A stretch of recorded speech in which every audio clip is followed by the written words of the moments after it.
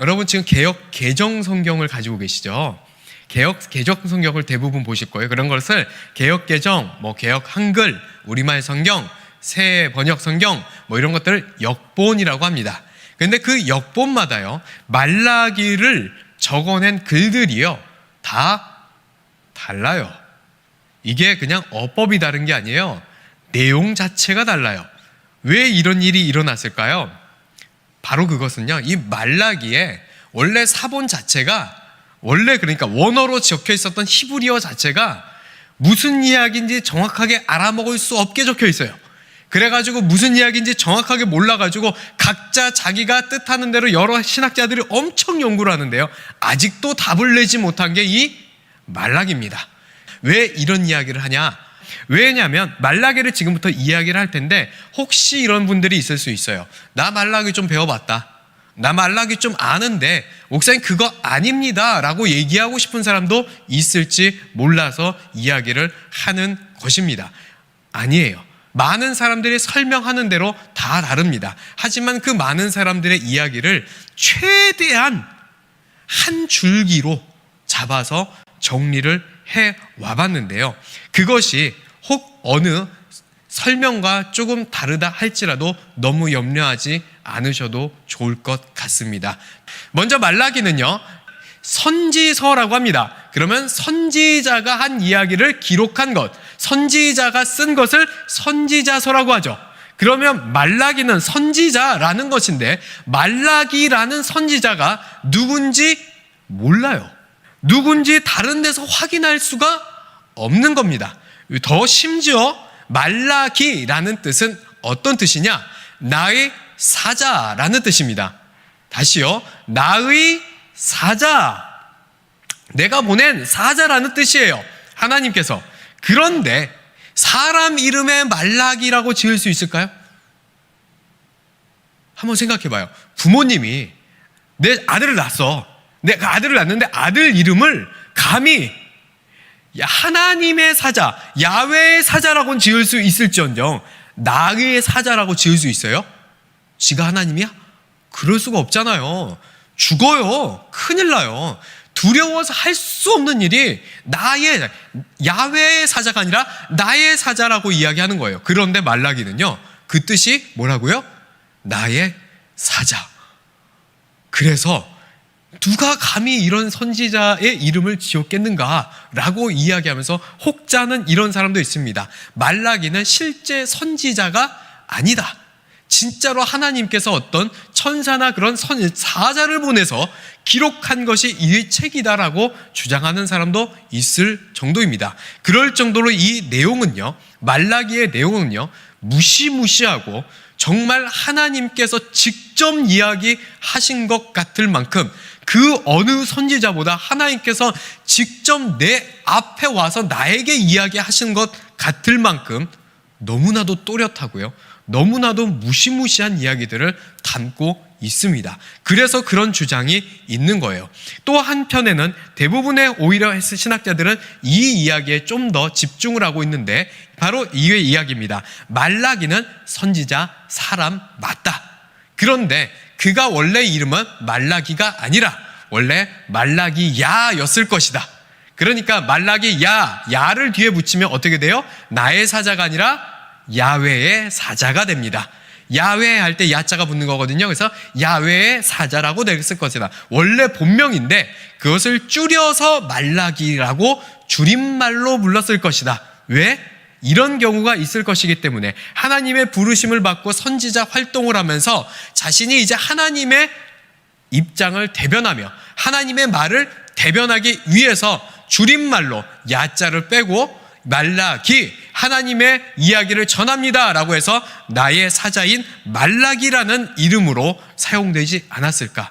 혹은 하나님께서 너를 이제 말라기야라고 부르지 않고 내 사자로 세울 테니 너는 이제부터 말라기라는 이름으로 활동해라 라고 하며 줄임말로 쓰지 않았을까에 보통 더 집중을 합니다. 자, 지금 이렇게 시작부터요, 말라기는요 모호합니다. 정확한 이야기가 무엇인지 알 길이 없는 것이 이 말라기입니다. 그런데 내용은 여러분 읽어보시면 읽어보실수록 정확하게 하나님께서 이야기하신 걸 거예요. 그런데 쓰여진 것은 그럼 또 언제 쓰여졌냐? 누가 썼는지를 모르니까, 정확하게 이 사람이 누군지를 모르니까죠. 정확하게 이 사람이 누군지를 모르니까 언제 쓰여졌는지도 잘 모릅니다. 하지만 내용으로 보고한데 느헤미야 시절 그 이후쯤 언젠가로 추정을 합니다. 왜냐하면 포로기 이후의 이야기를 다루고 있는 거라고 생각하기 때문입니다. 그런데 가끔 어떤 사람은 그 전이다 혹은 그냥 그쯤이다라고 생각할 때도 있습니다. 느헤미야, 에스라 시절쯤일 거다라고 생각하는 사람도 있습니다. 하지만 대부분은요, 느헤미야 한참 이후 정도나 어쨌든 느헤미야 이후에 그 시기한 이후로 생각하고 있는 것이 지금 이 말라기입니다. 중요한 것은요, 이 말라기 선지자가 등장한 이후로 앞으로 선지자는 등장하지 않습니다. 그만큼 이 마지막 이야기, 엄청난 센 이야기들이 시작할 텐데 여러분 마음의 준비를 단단히 하셔야 됩니다. 지금부터 왜 목사님이 저런 소리를 막 하시지? 라고 생각하시는 분들이 있으실 수 있습니다. 그런 불편함이 있으시면 오늘 놀래시고 내일부터는 그냥 유튜브로 들으시거나 아니면 건너뛰셔야 될 정도로 굉장히 무시무시한 이야기가 나올 거예요. 그 이야기를 여과 없이 필터 없이 그대로 우리의 삶과 우리의 예배에 적용하며 이야기를 나눠보도록 하겠습니다. 말라기 1장 1절부터 이제 하나씩 읽어보도록 하겠습니다. 말라기 1장 1절입니다. 같이 읽을게요. 시작. 야훼께서 말라기를 통하여 이스라엘에게 말씀하신 경고라. 뭐라고요? 경고라예요. 말라기를 전체를 관통하는 하나의 신학이 있다면 바로 경고입니다. 그런데 이것을 놓치면요, 말라기를 읽을 때 어떻게 이야기를 하게 되느냐? 전해주고자 했었던 이야기를 놓치고 엉뚱한 이야기를 하게 됩니다. 예를 들면 말라기 3장에 등장하는 11조 이야기, 여러분들 잘 아시죠? 하나님께 11조를 바쳐봐라. 네 곳간이 차고 넘치는지 안 차고 넘치는지 한번 시험해봐라. 이것이 우리에게 11조가 주는 축복이다라고 생각하는 엉뚱한 이야기로 이 말라기를 해석하기 시작하게 됩니다.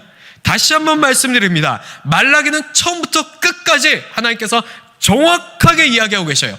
야훼께서 말라기를 통하여 이스라엘에게 말씀하신 경고라. 이거 놓치면요, 말씀 제대로 못 보니까 꼭 기억해 주시기를 바랍니다. 자, 그러면 2절 볼 텐데요. 2절은 앞부분만 먼저 한번 보도록 할게요. 2절 한번 제가 여기까지 하면 멈추면 됩니다. 한번 읽겠습니다. 시작. 야훼께서 이르시되 내가 너희를 사랑하였노라 하나 너희는 이르기를 주께서 어떻게 우리를 사랑하셨나이까 하는도다. 여기까지만이에요. 자, 여기서부터 우리가 말라기에서 주로 나오는 화법을 한번 생각해 보도록 하겠습니다. 하나님은 먼저 자신을 표현할 때 뭐라고 표현하냐? 만군의 여호와라고, 만군의 야훼라고 앞으로 자주 나오게 될 거예요. 이따 한번 확인해 보시면 좋겠습니다. 그런데 이 만군의 야훼는요, 나 스스로 나 만군의 야훼가 말하노니 라고 하는 것은요, 하나님께서 화나실 때 하는 표현이에요.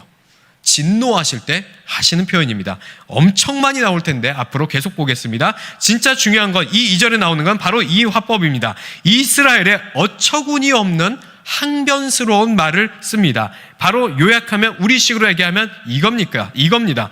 우리가 대체 뭘 어떻게 잘못했다고 그러십니까? 우리가 뭘 어쨌다는 거예요? 하면서 하나님께 이런 식으로 얘기합니다. 이번에 그런 식의 자세로서 얘기하는 것이 이 2절인데 하나님께서 사랑하셨다라고 얘기했더니 하나님, 우리 이스라엘은 이렇게 얘기하는 거예요. 우리한테 해준 게 없는데 뭘 사랑하겠다고 얘기하시는 겁니까? 라고 얘기하는 기고만장하고 황당한 이야기의 자세로 이야기하는 것이 지금 이스라엘의 이야기입니다. 주께서 뭘 대체 우리를 어떻게 사랑했다고 그런 말을 하십니까? 라고 항변하고 있는 것입니다. 아주 네 가지가 박동바가지라고 하는 그런 말투로 지금 그런 자세로 이야기하고 있습니다. 그리고 그 안에 무엇이 포함되어 있냐? 자기는 그럼에도 불구하고 하나님은 해준 거 없는데 우리는 잘해왔다라는 식으로 이야기하는 것이 이 이스라엘의 이야기입니다. 앞으로 계속 그 장면들이 펼쳐질 겁니다. 이 이스라엘의 완악한 말에요, 하나님은 성실히 답을 해주십니다. 화를 내면서요. 보실까요? 자, 다시 띄워주시면 좋을 것 같아요. 2절, 그 다음부터 4절까지 읽도록 할게요. 2절, 나 야훼가 부터 시작해요. 같이 한번 읽겠습니다. 시작. 나 야훼가 말하노라. 에서는 야곱의 형이 아니냐. 그러나 내가 야곱을 사랑하였고 에서는 미워하였으며 그의 산들을 황폐하게 하였고 그의 산업을 광야의 이리들에게 넘겼느니라. 에돔은 말하기를 우리가 무너뜨림을 당하였으나 황폐된 곳을 다시 쌓으리라 하거니와 나 만군의 야훼는 이르노라. 그들은 쌓을지라도 나는 헐리라. 사람들이 그들을 일컬어 악한 지역이라 할 것이요 야훼의 영원한 진노를 받은 백성이라 할 것이며. 자, 여기부터 잠깐 또 이야기 나누도록 하겠습니다. 대답해 주시는 거예요. 언제 우리를 사랑하셨습니까? 라고 했더니 하나님께서 어이가 없네 하면서 얘기하시는 거예요. 너희를 어떻게 사랑했냐고 답답해 하시면서 얘기하는 거예요. 봐라, 2절에 야 야곱, 니들 이스라엘, 너네가 장자였어? 동생이었어? 에서가 장자였어. 너네는 동생이었어. 원래 나는 에서를 사랑해야 됐었다고 이 이스라엘아. 그런데 내가 내 마음으로 결단하여 니들을 사랑한 거라고. 에서 한번 볼래? 하면서 3절부터 얘기하는 거예요. 에서는 내가 미워했잖아. 그들의 그래서 산과 들이 어떻게 됐습니까? 황폐하게 되지 않았냐? 내가 미워했기 때문에 그런 무시무시한 결과들이 나타났다라고 하면서 끊임없이 이야기하는데 그 에서의 산업들마저 광야의 이리들, 주변에 득실득실했었던 그 주변 국가들에게 다 파괴되고 넘겨지게 됐습니다. 4절에는 에돔은 말하기를 이라고 하며, 에돔이 뭐예요? 에서예요. 에서가 에돔이에요. 에돔이라는 것은 불다라는 뜻을 갖고 있는 뜻입니다. 그 나라 이름을 에돔이라고 지었는데 누구를 불다라고 했었죠? 원래요? 에서를 불다라고 했었죠. 그 별명입니다. 그 에돔은, 그러니까 에서는 똑같은데요. 에돔은 말하기를 우리가 무너뜨림을 당했다. 우리는 이미 망했다. 하지만 그럼에도 불구하고 뭐라고요? 우리가 황폐한 곳을 다시 쌓을 수 있다. 할 수 있다. 우리 하면 된다. 아멘 하시면 안 되는 겁니다. 지금 에서가 이러고 있다는 거예요. 그래서 열심히 쌓겠다는 겁니다. 그런데 만군의 야훼인 내가 말하노라. 뭐라고요? 그들이 다시 쌓아봤자 나는 헐어버릴 것이다. 사람들이 그들을 일컬어 심지어 지어봤자 헐어지고 지어봤자 헐어지고 그 곳을 악한 지역이라고 할 것이고 야훼의 영원한 진노를 받은 백성이라고 많은 사람들이 그렇게 손가락질하며 이야기하는 그곳이 될 것이다. 그곳이 어디라고요? 네 형 에돔이요. 그런데 사랑받아야 될 에돔이 아니라 오히려 미움받아야 될 야곱이 사랑을 받고 있는데 너희는 그렇게 이야기하는구나 라고 하나님께서 답을 하시는 것입니다. 이 짤막한 이야기를 가지고도요, 우리는 생각해 볼 것이 참으로 많이 있는 것 같습니다. 에돔을 한번 생각해 보도록 하겠습니다. 우리가 하나님의 눈밖에 나는 행동, 하나님 미워하실 만한 행동, 하나님 사랑하지 않는 행동하면서 절대 긍정만 하면 된다고, 열심히 긍정적으로 하면 된다, 할 수 있다, 우리가 세우면 된다 외치고 살아가고 있지는 않습니까? 우리의 삶은 엉망진창 신앙생활을 하고 있는데 그저 하나님께서 나를 도우시니 내가 하면 세워질 것이다, 무너져도 일어날 것입니다, 아멘 하면 안 된다고요. 정신을 차리셔야 돼요. 지금은 아멘이 아니라고요. 뭐라고요? 에돔하고 똑같은 거잖아요. 삶은 엉망진창, 하나님께서 미워하실 일, 하나님 좋아하시는 일 하나도 안 하면서 그저 이곳에 나와서 하면 된다, 잘 된다, 세우면 되지, 뭐 하는 거냐는 거예요. 이게 바로 오늘 이 말씀이 주고 있는 말씀이에요. 여기서 아멘 하면 말라기 1장 1절에 있는 하나님의 경고라는 것을 오늘 우리도 정신 못 차리고 듣고 있는 것이 되는 것이에요. 자, 지금 처음이니까 우리는 습관적으로 그럴 수 있어요. 우리는 습관적으로 좋은 말 나오면 그냥 아멘해요. 여러분 잘 들으셔야 돼요. 지금 이것은요, 하나님의 무시무시한 경고가 우리에게 주어지고 있는 것이고요. 잊지 마셔야 됩니다. 이 경고 이후로야 하나님 말씀 안 하셔요. 그냥 입 싹 다물고 너희들 마음대로 해봐라 하면서 그냥 두십니다. 그러니까 마지막 기회예요. 잘 들으셔야 돼요. 우리의 삶이 엉망진창, 하나님 좋아하시는 일 하나도 하지 않고 살아가면서 그냥 믿음으로 선포하면 된다고 절대 긍정, 아멘 이러면서 살아가는 모습 뭐예요? 에돔하고 지금 똑같은 일을 하고 있다는 것입니다. 마음을 준비하고 들어야 된다 그랬잖아요. 끝날 때까지 이럴 거예요. 말라기는요, 무시무시한 경고입니다. 그 말을 아무리 해도 들어 쳐먹지 않는 이스라엘에게 마지막 무시무시한 경고를 날리고 있는 게 이 이야기예요. 저도 뭐 이러고 싶습니까? 성경이 이런 걸 어떻게 해요? 그대로 전해야지. 이걸 갖다 은혜라고 전할 수 없잖아요. 하나님 경고하시는 것을.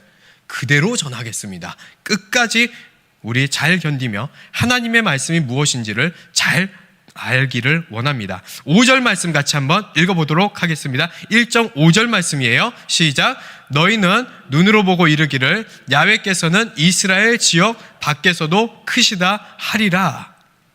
이 이야기는 갑자기 왜 이런 얘기를 하냐? 에돔이 멸망하는 것을 보고 이렇게 고백할 거라는 거예요. 너희는 눈으로 보고 이르기를 야훼께서는 이스라엘 지역 밖에서, 눈으로 보여? 에돔이 이렇게 되는 걸 보고 이스라엘 지역 밖에서도 크시다 하리라. 이게 뭔 소리야? 이게 무슨 소리냐면요, 자, 이스라엘이 아닌 곳에도 하나님의 주관하신다. 이스라엘이 아닌 곳에서도 하나님이 한 분 신이시다라는 이름이 높아지는 것을 알게 될 것이다 라는 이야기를 하시는데, 중요한 이야기는 이겁니다. 왜 이런 이야기를 하셨을까요? 왜 이런 이야기를 하셨을까? 이것이 중요한 거예요. 그것은요, 바로 당시 고대 근동에 있었던 신관으로부터 출발합니다. 신관, 신을 어떻게 생각하느냐라는 것이에요. 신에 대해서. 신은요, 지역신이에요. 어느 지역에 역사하는 신, 어느 지역에 있는 신, 저 지역에 있는 신, 이 지역에 있는 신. 그런데 이스라엘에 있는 신은 누구예요? 하나님이에요. 야훼예요. 그 신은 이스라엘에서 영향력을 갖고 이스라엘에서 이렇게 통치하는 신이에요. 그래서 뭐라고 나오죠? 방송실은 준비가 안 됐으니까 없을 거예요. 제가 아무것도 자료를 넘기지 않았어요. 혹시 자료가 나오면요, 그거는 센스와 재치입니다. 그러니까 혹시 오해하지 마시길 바랍니다. 에스라 1장 3절 말씀에는요, 뭐라고 나오냐면요, 제가 읽어드릴게요. 이렇게 나옵니다. 이스라엘의 하나님은 참 신이시라. 너희 중에 그의 백성 된 자는 다 유다 예루살렘으로 올라가서 이스라엘의 하나님 야훼의 성전을 건축하라. 고레스가 이야기하고 있는 거예요. 페르시아의 고레스가 이제 이스라엘 포로 민족 돌아가라고. 근데 그 다음에 이렇게 나와요. 그는 예루살렘에 계신 하나님이시라. 뭐요? 예루살렘에 거주하는 게 야훼라는 거예요. 그 당시에 이해하고 있었던 이게 신관이에요. 그런데 이 이야기를 왜 갑자기 여기서 하냐라는 거예요. 그게 중요한 겁니다. 문제가 바로 이거거든요. 뜬금없이 이 이야기를 누구에게 하고 있어요? 이스라엘 백성에게 하고 있어요. 마치 모르는 자에게 이야기하는 것 같지 않습니까? 이런 거에 대해서 별로 그렇게 하나님은 전 세계의 주관자다, 하나님은 온 세상을 통치하신다, 이런 생각을 별로 못하는 사람한테 말씀하고 있는 것 같지 않으세요? 맞습니다. 이스라엘조차도 엉망진창의 신앙생활을 하고 있었다는 것입니다. 이방인들이 하나님을 이해하는 방식과 똑같이, 그냥 지역신을 이해하는 방식과 똑같이 하나님을 이해하고 있었다는 것입니다. 우상 종교의 신관을 똑같이 가지고 있었다는 것이에요. 이스라엘은 하나님을 안다고 하나 하나님을 아는 지식이 엉망진창인 상태였다는 것입니다. 이런 것들을 통하여 우리도 생각해 볼 것이 있죠. 우리는 하나님을 잘 알고 있을까요?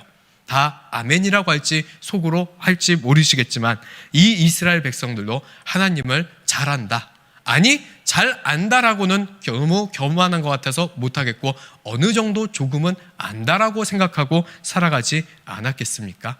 하지만 전혀 엉뚱한 생각으로 하나님을 믿고 있었다는 것을 이들을 통하여 확인하고 우리 또한 그러지 않을까라고 생각해 봐야 한다는 것입니다. 말라기 이제 1장 6절 말씀을 같이 한번 읽어보도록 하겠습니다. 1장 6절입니다. 읽겠습니다. 시작. 내 이름을 멸시하는 제사장들아, 나 만군의 야훼가 너희에게 이르기를 아들은 그 아버지를 종은 그 주인을 공경하나니 내가 아버지일진데 나를 공경함이 어디 있느냐, 내가 주인일진데 나를 두려움이 어디 있느냐 하나 너희는 이르기를 우리가 어떻게 주의 이름을 멸시하셨나이까 하는도다. 갑자기 제사장들아 그러니까 분위기가 이제 확 전환이 되죠. 이 1절부터 5절까지를 가끔 그렇게 생각해요. 어떤 분들은요, 우리를 이렇게 사랑하신 거야, 그래서 이렇게 우리가 잘 하나님 안에서 있는 거야, 먼저 사랑 고백을 한 거야. 아니에요. 1장 1절에 뭐라고요? 경고라. 하나님께서 화가 나셔서 이스라엘에게 너희들이 내가 너네 사랑 안 한다고 했다고 하면서 대답하신 게 그때이고요. 지금도 마찬가지로 6절도 여전히 이어지고 있는 겁니다. 이번에는 제사장들을 향해서 하나님께서 크게 화가 나셨습니다. 너희 내 이름을 멸시하는 이 제사장들아, 아들은 아버지를, 종은 주인을 공경하고 또한 두려워해야 되는데 너희들이 나를 언제 공경했느냐? 너희가 내가 주인일 텐데 언제 나를 두려워한 적이나 있느냐? 그럼에도 불구하고 너희는 이렇게 말하는구나. 우리가 주의 이름을 언제 어떻게 멸시하였나이까? 우리가 뭘 잘못했다고 그러십니까? 라고 하면서 하나님께 이야기를 하고 있다는 것입니다. 하나님을 공경하지도 않고 두려워하지도 않는 자를 오늘 말씀의 표현을 뭐라고 해가고 있습니까? 하나님을 어떻게 해요? 멸시했다라고 하는 거예요. 하나님을 멸시했다라고 표현하는 것이 하나님을 공경하지도 않고 두려워하지도 않는 자라는 것입니다. 여러분, 이 땅에서 우리가 살아가면서 신앙생활하면서요, 이렇게 생각할 때가 많이 있습니다. 하나님은 공의와 사랑이다라고 하지만요, 늘 우리는 하나님은 사랑이시다만 강조하다 보니까 여러분, 하나님이 두렵습니까? 안 두렵습니까? 말로는 두렵지만요, 하나도 안 두렵습니다. 왜요? 우리가 예배를 드리는 모습을 보면요, 하나도 안 두렵습니다. 우리는 예배 들을 때마다 죽을지도 모른다라는 생각으로 나와야 되는데 죽을지도 모른다는 생각으로 나오는 것이 아니라요, 와서 은혜 받고 복 받고 가겠다라고 나옵니다. 그래서 얼굴에 해마른 기대감을 가지고 나오기만 할 뿐, 이곳에 와서 그 거룩하시고 영광스러운 하나님 앞에서 감히 내가 설 수 없는 자인데 이 자리에 섰으니 나 죽을지도 모른다라는 두려움으로 이 자리에 앉아있는 사람 있습니까? 다 잃어버린 거 아닐까요? 그런 자를 뭐라고 하고 있습니까? 하나님께서 멸시당하고 있대요. 나 멸시당하고 있다고 지금 하나님께서 말씀하신다고요.